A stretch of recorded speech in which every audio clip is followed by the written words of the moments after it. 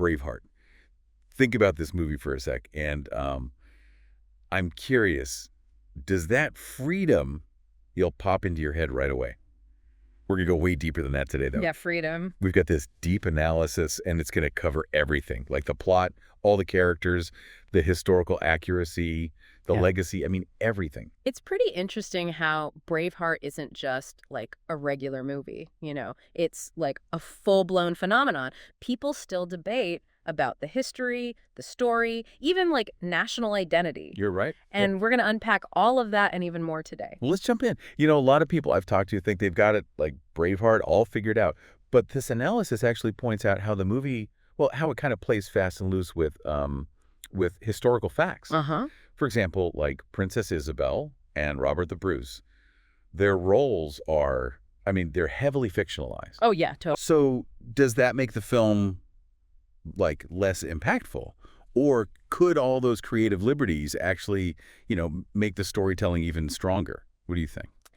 That is the question, isn't it? It really gets to the heart of how we look at historical fiction. You know, if we're going to watch Braveheart like it's a strict documentary, we're going to be disappointed. Yeah. But what if we like change our perspective and look at it as art, you know, art inspired by history, and a starting point to think about some universal themes. Oh, okay. I think that's where the real power is. So it's like, we all know Shakespeare kind of, you know, messed with history in Richard III, but that doesn't make the play any less interesting, right? Especially as like a study of power and ambition. Exactly.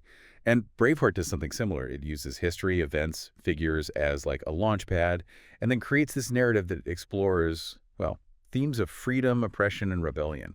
Themes that I think we all connect with, no matter the culture or the time period. And you can't talk Braveheart without talking about Mel Gibson. I mean, his portrayal of William Wallace. It's so powerful. You know, he's so fierce and defiant, but he's vulnerable too. Yeah. We see his personal life, his love for Murren, and how her tragic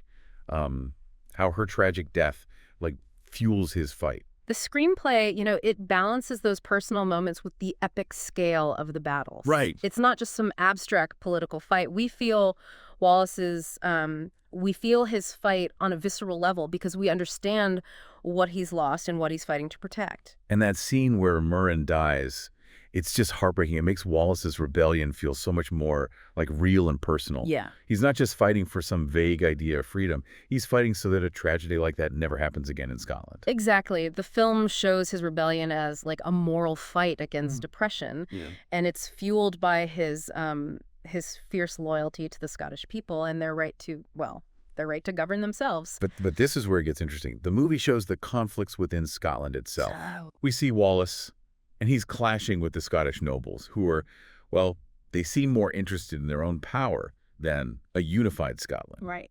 a free Scotland. Yeah. It's a great layer of complexity, I think, and it makes the film more than just good guys versus bad guys. It really highlights how difficult leadership can be, the compromises and betrayals that just come with fighting for a cause, you know? By showing Wallace's vision for a free Scotland against the nobles' ambitions, the film makes us look at some uncomfortable truths about power and revolution. That's a question that keeps coming up in history, doesn't it? Even when everyone's fighting for the same goal, like freedom, there are all these different ideas of what that freedom even looks like and who benefits. Yeah, it's like a reminder that history is hardly straightforward. There are competing agendas, internal conflicts, and a ton of complexities that shape the events. Okay, let's talk about some of the other characters for a bit. Like Patrick McGoohan as King Edward Longshanks. He's chillin'. The film could have made him a one-dimensional villain, but McGoohan brings this, like, ruthlessness to the role that makes him truly scary. He's masterful. He just embodies that, like, Machiavellian approach to power. A big contrast to Wallace's passion and rawness as a leader. We see how the king thinks strategically, always ahead of everyone else. I think it adds so much depth to the conflict. And Sophie Marceau as Princess Isabel, her role has sparked some debate, you know. Some think it's underdeveloped, and others like the defiance she brings and the little screen time she has. It's true that her character, well, it could have been explored more. Yeah. The movie hints at a more complex inner life. This woman caught between loyalty to her husband and realizing the injustices around her. Marceau does a pretty good job of showing that inner turmoil.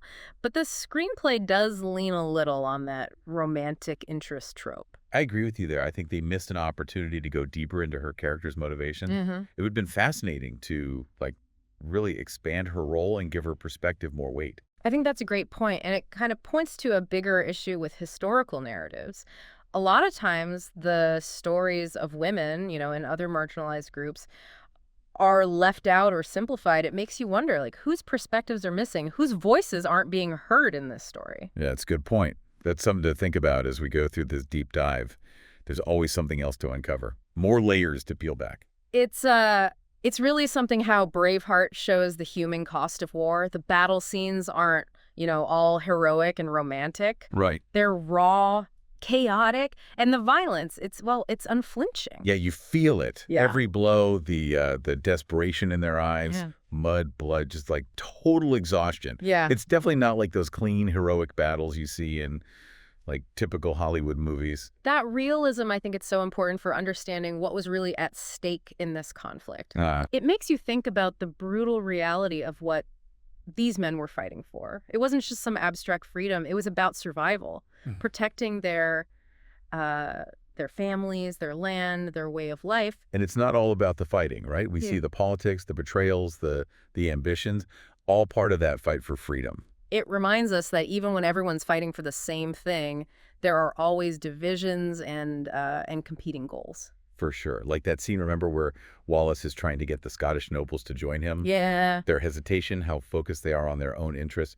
It shows I guess it shows how hard it is to lead and get people to unite for a common goal. It makes you think that even when everyone has a common enemy, actually getting them to be unified is, well, it's almost impossible. We see that all the time, like in politics today, even in social movements. It's a timeless struggle. Yeah, for sure.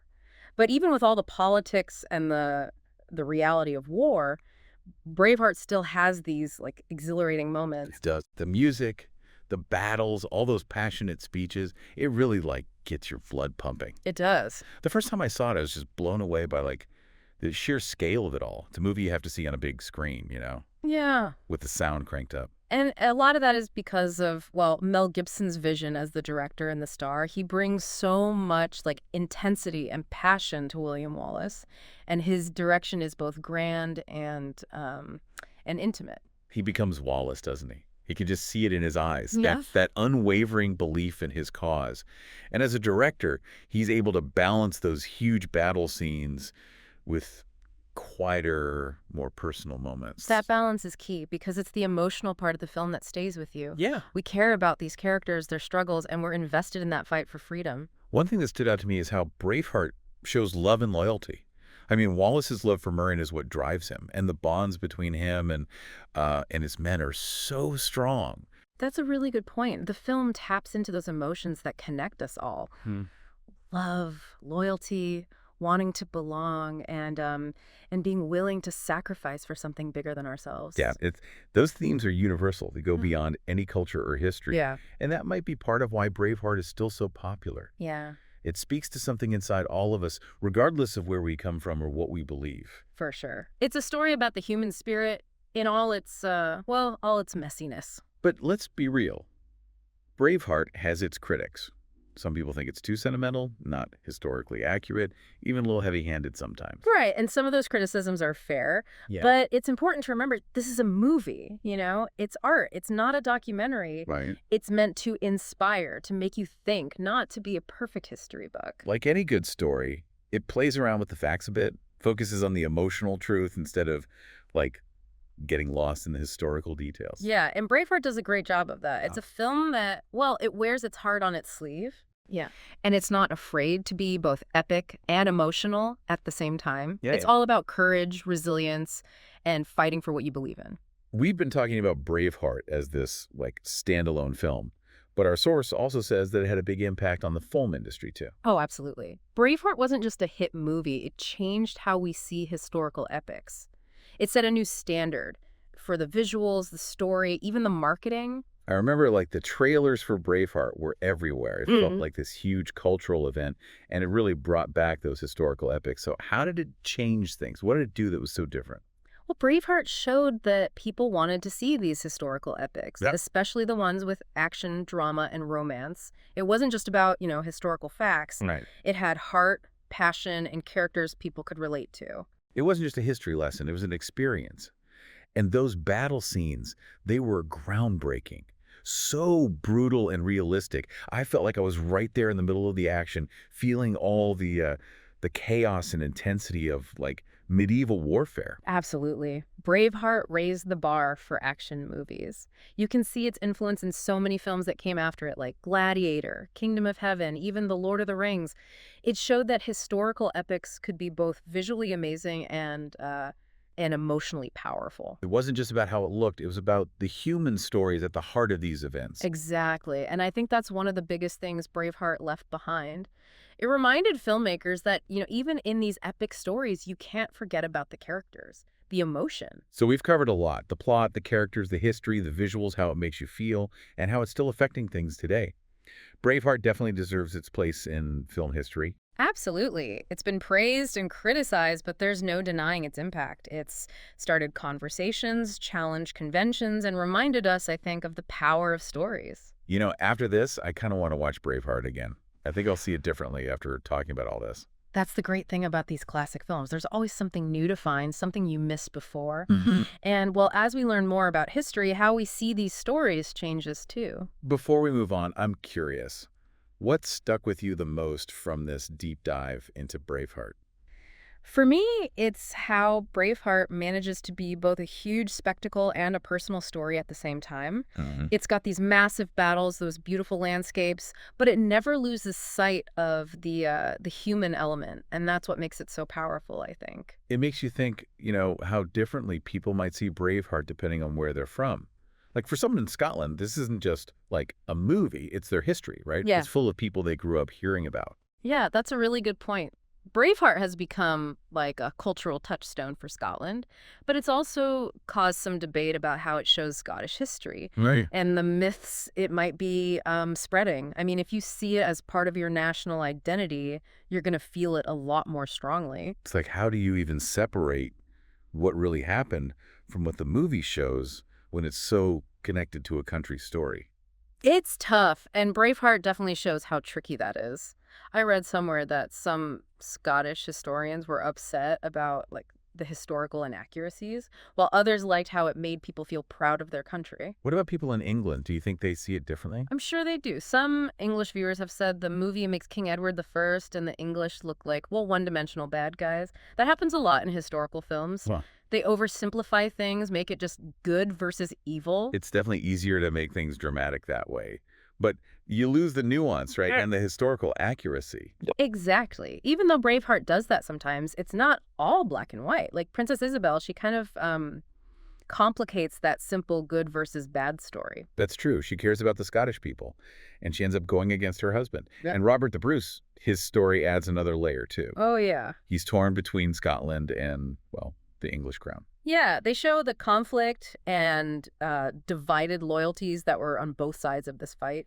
It reminds you that history is rarely just like good guys and bad guys. So Braveheart might not be perfectly accurate, but it does show the different sides of the conflict.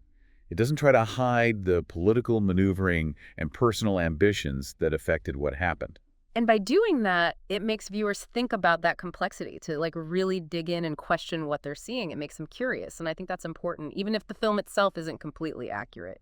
The source actually says that Braveheart has made a lot of people want to learn more about Scottish history. Oh, wow. Like, they visit the places in the movie, they read books about William Wallace and Robert the Bruce, they actually get into the history. It's amazing how historical fiction can do that, even when it changes things. It can make people passionate about the past, make them want to understand the real people and events that the story is based on. Sometimes those fictionalized stories grab people's attention more than, like, a boring textbook.